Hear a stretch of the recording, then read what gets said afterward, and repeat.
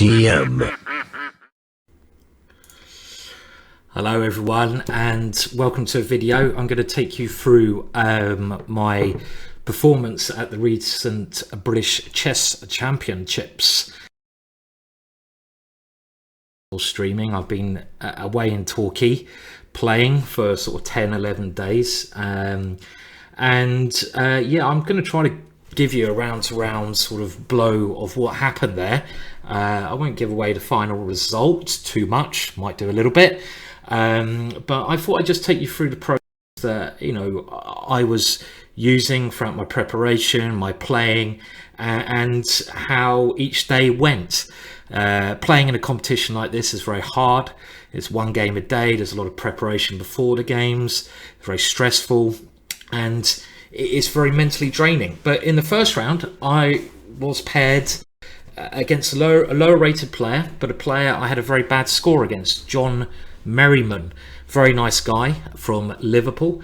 And before this game, he had 3 out of 3 score against me. So I was a little bit nervous as John 2250 FIDE rating, which is a good rating, but I think he's very underrated. And well, I had the white pieces, and let's dive in. So I started with d4. I think in the first round you want to get into the game slowly and surely with your normal openings, and I had prepared a Pacific line in the Queen's Gambit, which comes about after d5. I changed my openings a little bit later on, as you will see, but after knight c3, bishop e7, I now played a move that last time I played it was against Michael Adams, England #1 nowadays, the best ever English player, and I managed to draw that game in the British Knockout Championships. I've done a DVD on bishop f4, but I had a particular idea in mind with this move. And the idea was that after castles, e3, so that my bishop on f1 can develop. This is a very standard position.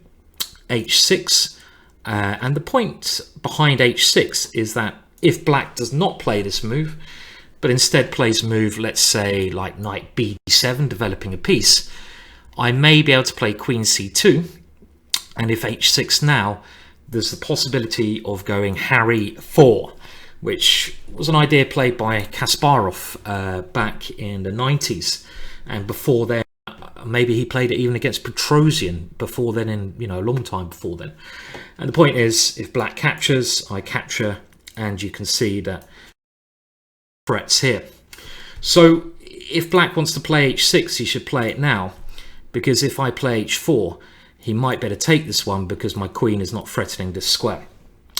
So this is all in my morning preparation, and here I played the move bishop f4. Now this is the same position you can reach playing bishop to f4 straight away instead of putting my bishop on g5 when I did, except for one difference: black has a pawn on h6, and the reason I'm playing this opening is I'm trying to basically say that the pawn on h6 is a weakness. And after knight bd7, I try to take advantage of that with a very aggressive move, g4. And now my idea is to go g5, and if that pawn was back on h7, this would be much less effective. But in this position, let's just say after b6, for example, if I play this move now, black has a bit of a dilemma, because if the knight moves, I can now take on h6 and I open up the black king. And if black captures the pawn, probably my knight jumps in and my queen will try to come over into the attack, and I have an open g-file. So it's a very aggressive way of playing, and if you've seen some of my previous streams and videos, you will know that I've talked about this kind of setup before, which is a very interesting way to play. Now John played knight to e4, and in actual fact this is where I made my first slight error. The computer indicates afterwards, and it is worth checking things after you play them so you know what to do next time, that I should have played Harry 4. Oh my god, how did I miss not pushing the h pawn? And the point of this is to try to play g5 and just continue by opening up the black king. Now of course this whole strategy of moving a pawn in front of if I castle now, my king's also going to be exposed. So even though it's very aggressive and I'm trying to attack the opponent's king, it's a very double-edged way to play because my king is also not particularly safe. Now I played queen c2, a normal sensible move to force the exchange on c3, and now John took on c4 and I recaptured back. And I have to say, around here I was very comfortable with my position, but John played very well and I was rather over optimistic about my chances. It's the kind of position when you're playing with black that you have to play with some urgency, and this is something a lot of lower rated players won't do. You can see that I'm going to try to play g5 and start an attack, so you have to do something quickly. So a move, I don't know, such as a6, trying to maybe go b5, is just too slow. It loses an important tempo, and after rook g1 I'm ready to start a very big attack. So knight b6, gaining a tempo on the bishop, was a very important move. I moved bishop back to d3, trying to keep my pieces aimed at the black king, and now John plays bishop d7, developing sensibly. I go rook g1, preparing g5, and now bishop a4. This is a very good move, just trying to activate the bishop a little bit better, opening up the queen to come in the game. I play queen d2 and now knight d5, and you can see that John's managed to get his knight and bishop into very good squares, so this is very good play by John. Now originally I was going to play a move which computer indicates is best, but I thought my position here was still better than it was, and this shows something you've all got to watch at home. You've got to be realistic about your position in chess. Try not to be over optimistic or over pessimistic, and most players are one or the other.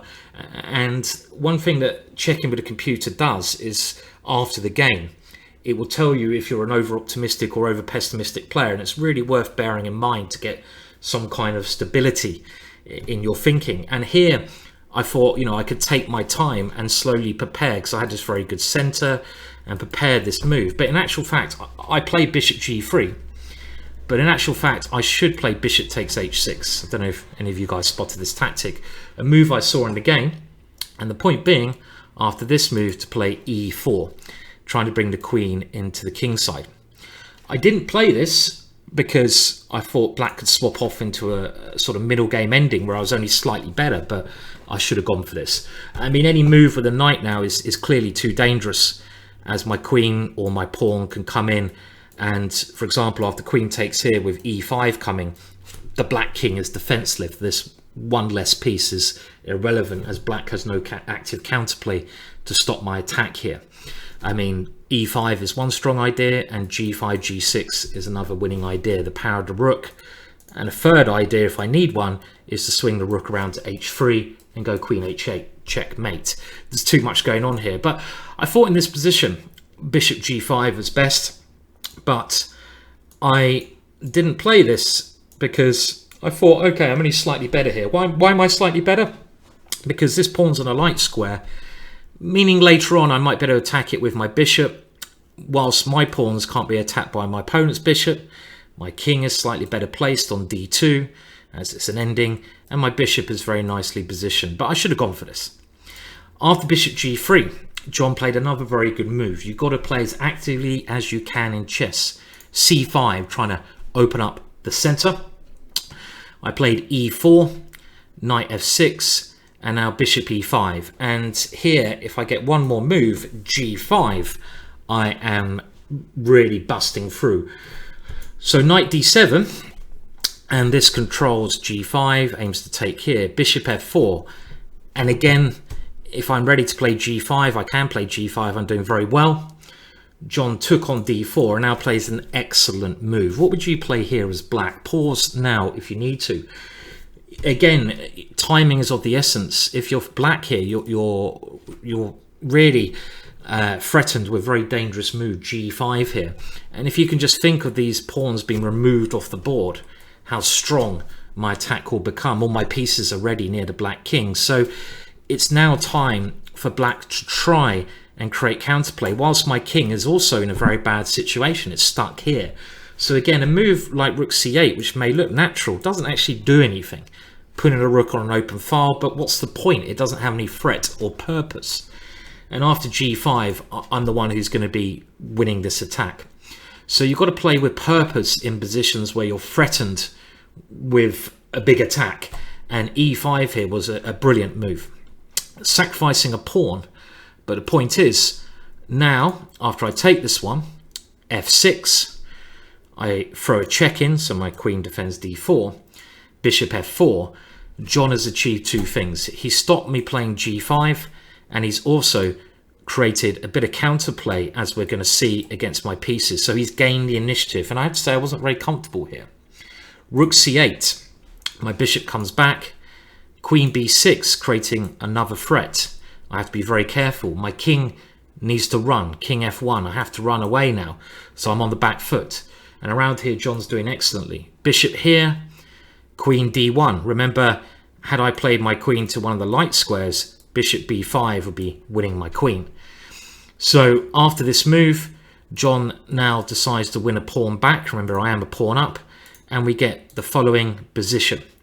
But I must admit, now that I played queen f3, I was quite happy again, because okay, my attack didn't work, but I've got my king safe, and my bishop has a very lovely square here, approximately equal position, but I thought I was maybe slightly more active with this bishop on b3.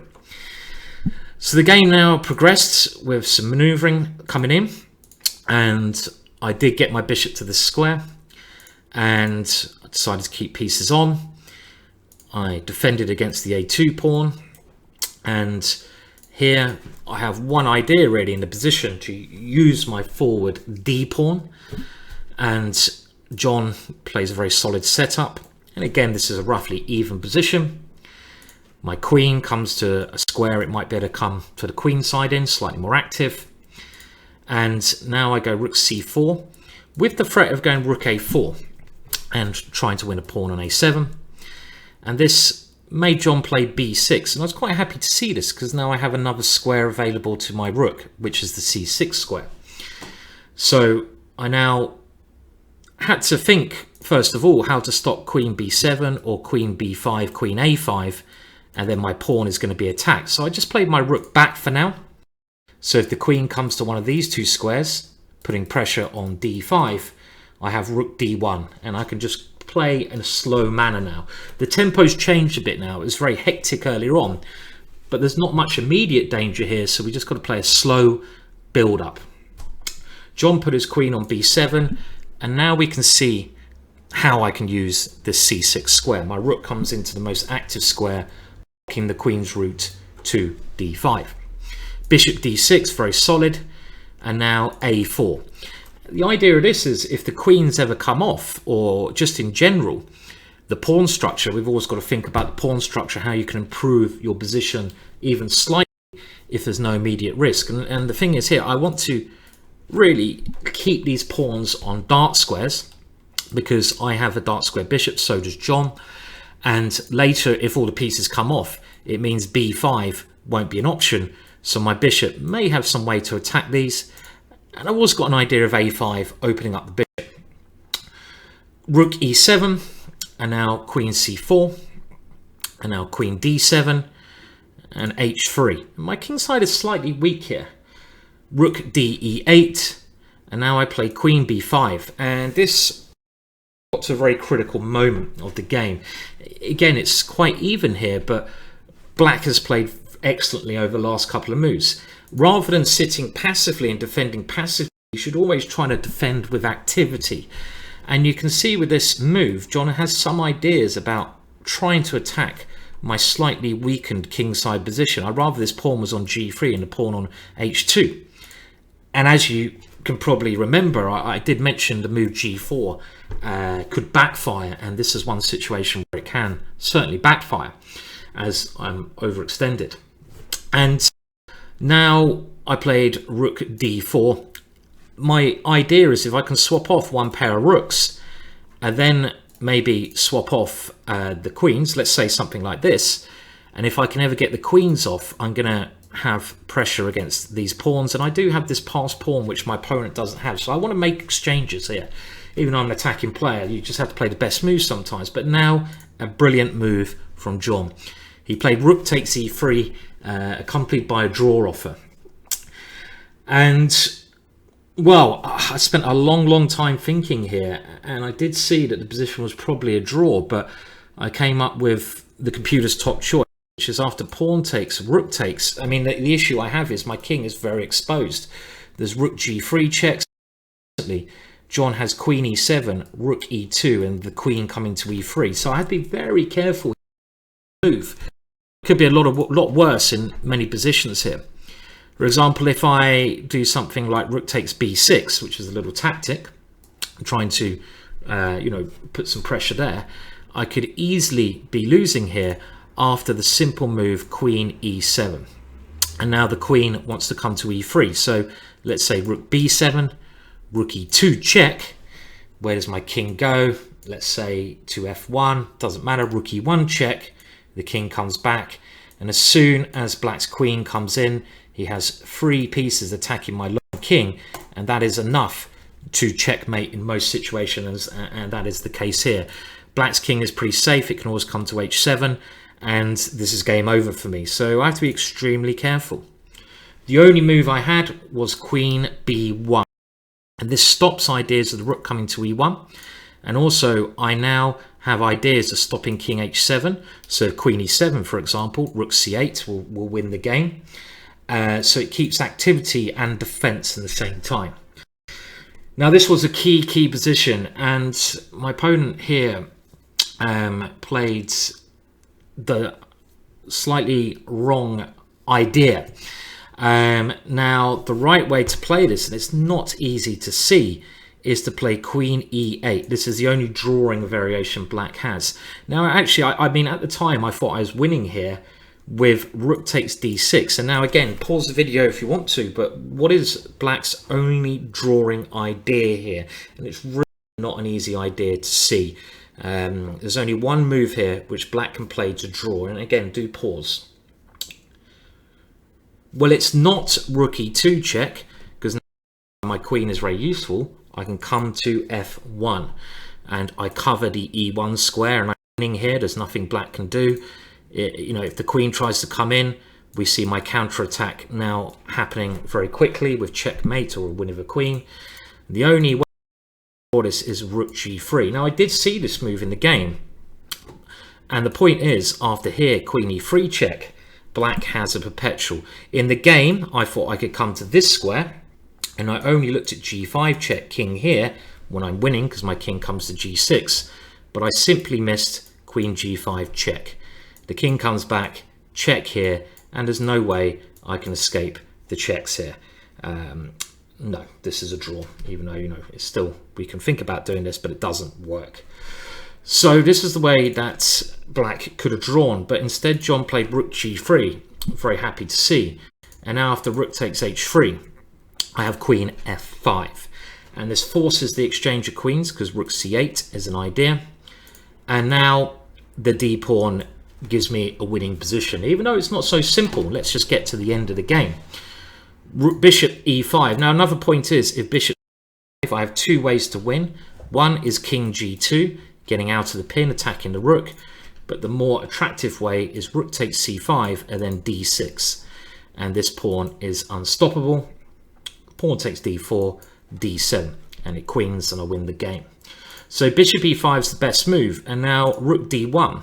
And we get quite an interesting ending after d6, king e3. This pawn has to be taken. And here black has 4 pawns to the rook. It should be winning for me, but it's really not that easy. Rook here, rook to d4. Luckily my rooks are very active. b5, I'm not sure about this. There's probably better drawing chances with other moves, because now John's rook becomes very inactive. This ending should certainly be winning for me, because these pawns are not far enough advanced. Were the pawns up on the 6th rank or 5th rank, it'd be a lot more difficult, but here my king and rook can easily stop them advancing. There's many zugzwang positions where black will have to lose a move and he's lost. The rook is too good against 3 pawns at the back. So John can never go for this ending, so he tries the best chance of activating these pawns slowly, but luckily my king is in a good position to stop his king coming out. And now we have a very interesting position. Now, my opponent's very short of time here, but even this position is very hard to win. My opponent has ideas of trying to just bring the king up, and at the same time, he, you know, if I ever move this rook, he can now release his pawn with check. So this is why I kind of have to keep a rook pinning this pawn to b5. So this is a very hard position to win, and I found the best way to win. And if you want to have a go at trying to find this, getting the sort of way of thinking, this is how I thought here. What is my opponent's next move? This is the best way to improve your chess at lower level. If you can think, what is my opponent's next move? And you can get into thinking as your opponent, then you will become a better player immediately. Because you'll see here, black is lacking moves. He can only move his king at the moment. Other moves will lose. This ending with rook takes a4, as we said, is always losing. He can't move any of these. He can't move any of his pawns because they're loser pawns. It's only the king that can move, so this should help you. Okay, well, I'll make it a little bit easier. First of all, I played rook c5 because now the rooks get out of the way of each other. It gives me possibilities, as we're going to see, of moving this rook. Black only has one move with the king.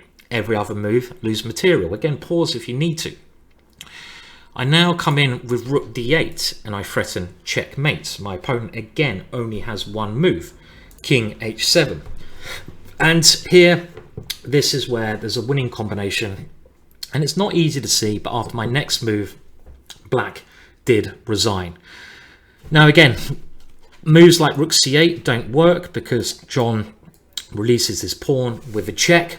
And this is maybe not even winning for me. I don't think it is winning. I could be worse here even. This pawn is very strong. Maybe I could lose this.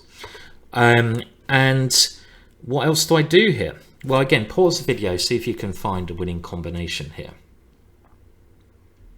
Well, the winning move is the amazing, and this works because black's rook is so tied up. Rook h8 check. Very nice move to play, and this forces resignation. I give up a rook to deliver checkmate. John resigned here. The point being, he has to take my rook, but after king g6, his king is now in a mating net, and there's no way that he can stop rook c8 checkmate next move. So a very pleasant way to start the British Championships there. A nice win against a strong player I have a bad score against. Interesting moments in the game, very hard fought game. You can see that John played very well. I was maybe reasonably lucky at some moments in that game to come through what was a gladiator struggle. And these were the scores after round one at the British. Now the top seed was David Howe, but then you had Mickey Adams as well. And you can see there's a number of Grandmasters playing. There I am on board 7 with a win in the first round. And things only got harder from this moment on. It's a 9-round competition. I'll try to do a video of my progress each round just so you can see how I got on. I think I had some interesting games, and as much as me looking at my own games is for my own benefit, sorry, for your benefit maybe, it's also really for my own benefit, because one of the things you need to do to improve at chess is really to study your own games, see where you went wrong, see how you can improve, try to think of your mental state when you're playing. What I mean, here I was over optimistic. I should have simplified earlier on. I mean, this key moment, my opening was okay. It got to, I mean, the key moment really was when I did not take on h6. So if we go back to this position, I should have gone for the ending here, but I was over optimistic, and I should have realized this for later games. I didn't really. I'm only sort of realizing this now. And I've also realized that over on that side, I've cut off some mountings. Oh, that's weird. I've got a little black strip there. Whoa, amateur style. But anyway, it doesn't matter. Hopefully the video's still okay.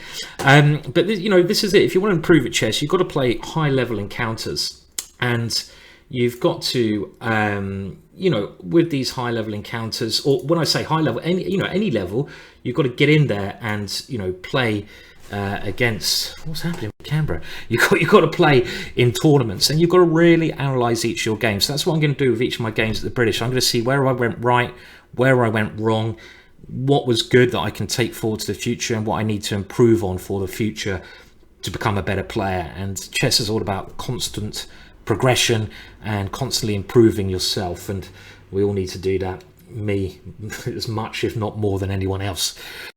Thank you for watching this video. I'll try to do some more streams and some more bits and bobs of commentary as we go on over the next week or so. I'll be back to streaming. I think I'm streaming with Blair tomorrow, and I'll try to get a YouTube video done as well. Lots of work to catch up on, but I'll try to get a YouTube video on the British done at least every other day. Thank you for your kind comments, and cheers. Goodbye for now.